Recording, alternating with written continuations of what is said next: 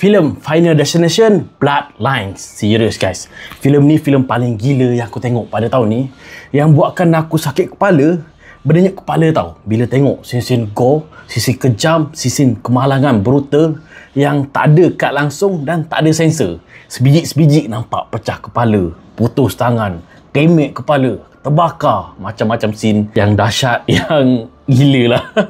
Berdenyut tau kepala aku lepas tengok filem ni. Tapi adakah filem ni betul best untuk korang tonton dekat wayang? Of course lah, best gila. Serius.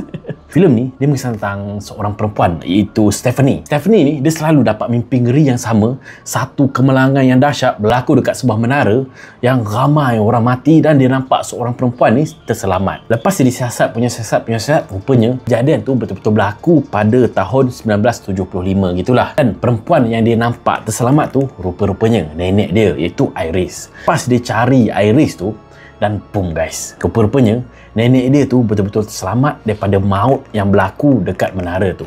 Dan maut tu memburu keluarga Iris ni. So kiranya maut tu akan buru semua keluarga Stephanie yang hidup masa sekarang ni. Macam mana Stephanie ni nak lepaskan diri daripada maut, nak selamatkan diri daripada ajal tu, yang tu korang semua kena tengok sendiri filem ni guys. Filem ni serius, aku first time tengok filem Final Destination ni dekat wayang tau. Dan macam gini tau. Amaran awal aku bagi tahu kat korang, bagi korang yang tak kuat semangat, ibu mengandung, ada lemah jantung, ada anxiety, ada kerisauan melampau, memang korang semua jangan tengok filem ni. Sebab filem ni confirm akan trigger semua masalah korang tu. Lepas tengok filem ni korang tak boleh keluar rumah tau. Sebab gila.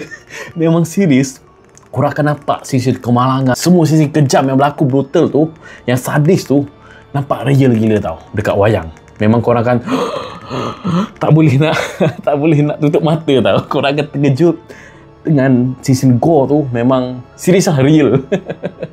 Dan dari segi storyline dia, storyline dia dah tak sama macam dulu tau. Yang ni berbeza sikit, dia tak sama dengan filem-filem FD yang sebelum ni. Lepas tu dari segi sisi kemalangan pula, bagi aku yang kali ni lagi dahsyat dan lagi brutal, ganas, dan buatkan kita meremang lah. Korang confirm akan trigger, akan anxiety lepas tengok filem ni tau. Dari segi CGI pula memang bagi aku agak menjadilah. Cuma adalah beberapa scene tu yang agak kartun nampak, dan korang tak expect tau siapa yang akan mati.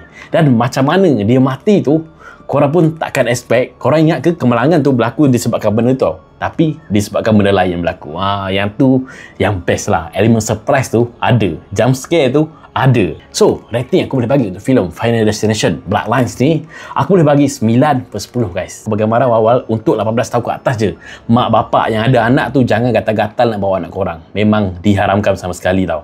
So tonton filem ni dekat wayang guys, untuk yang kuat, okay?